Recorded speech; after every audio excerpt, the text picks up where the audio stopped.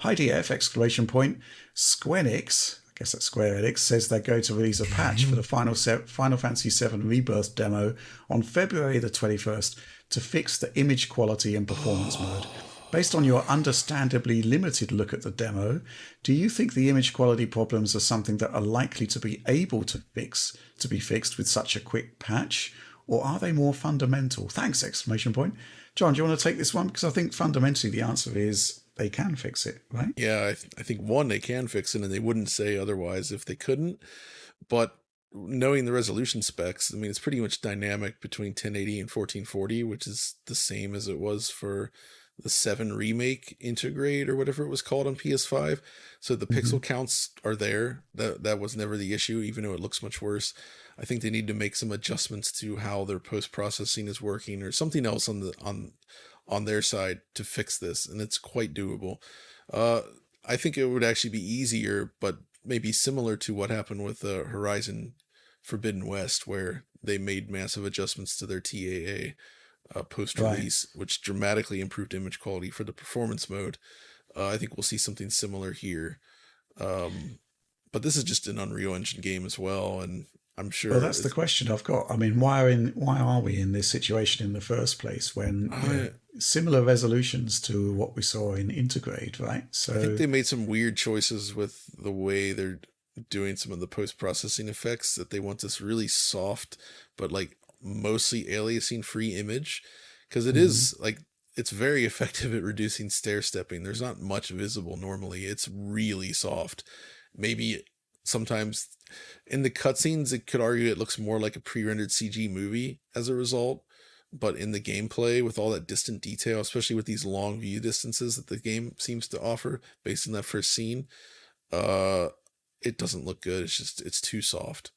So I think they need to tweak that, and I think they will. It's just unfortunate that it says February 21st for that. That's pretty. It's getting close to release. What is the release? One thing I'm very curious about is this Unreal Engine 4. Yeah. Which version of Unreal Engine 4 are they using is another question. How do we because even this know? is such a long-winded project. This is so long-winded. And maybe they're sharing like game code over all of these, and they don't want to upgrade the entire engine because they have another one to release in 5 years or whatever too. So like maybe they're on like 4.19 and TAA is way different in 4.19 versus 4.27, let alone the fact that TAAU exists in later versions, or TSR's early versions also exist in UE4. So there's a lot of things like I can't completely know everything, but I feel like if they added in TAAU instead of just flat TAA, probably by linear upscale to the output, that would do wonders too, and it wouldn't be that much more expensive than normal TAA, and the game's already using DRS in the first place. So I think that would be one way to look at it, and another thing would, I don't know. The rest of it John already talked about, but I feel like if they added in TAAU, a lot people would be more happy with the image quality than it currently is. I think it's pretty much always a Lancho's final sample to the output resolution these days. I mean, the consoles have got nowadays these crazy multi-tap filters. Lots I'm of just taps. saying, like, so they may not be doing that. I don't think they're using that. I think they're just doing like internally in Unreal, Right. like you can have there's like a bunch of them, and they added bicubic. It was always bilinear until they added a bicubic one, like I can't remember when, but I think they're using that. So bilinear 1080p up to like the thing 4K. is though, is even when the game's running at native, I don't know, that native doesn't look 4K good. in quality mode, which it does often, it still looks really, really soft. You would be forgiven for thinking it was like 1440p when it's actually native 4K.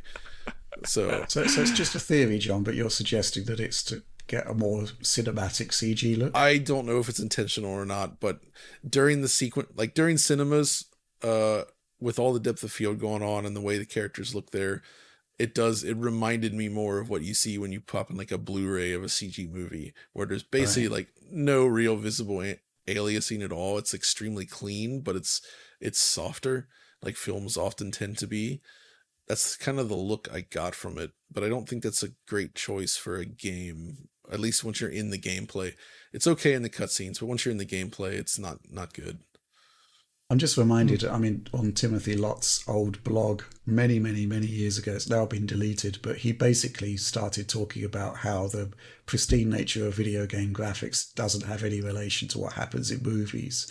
And, I think he had a screenshot of the original Iron Man from the Blu-ray print, which was looking really, really soft. And he said, this isn't really native 1080p or words to that effect. And then what was quite interesting was to see the response from other developers in the comments. And one of them was, I think, might have been from Pixar. This is a long, long time ago, but they were saying, yeah, we use a lot of MSAA and a lot of blur. Yeah, I remember that comment too. Yeah, it's like adding in extra blur passes to make it look more cinematic. They totally might have done that here. I could absolutely see them having done that. I mean, developers do things like barrel distortion and chromatic aberration, and depending upon how you do them, like real chromatic aberration should be a blur. It shouldn't just be a pixel shift. Right. So, who knows?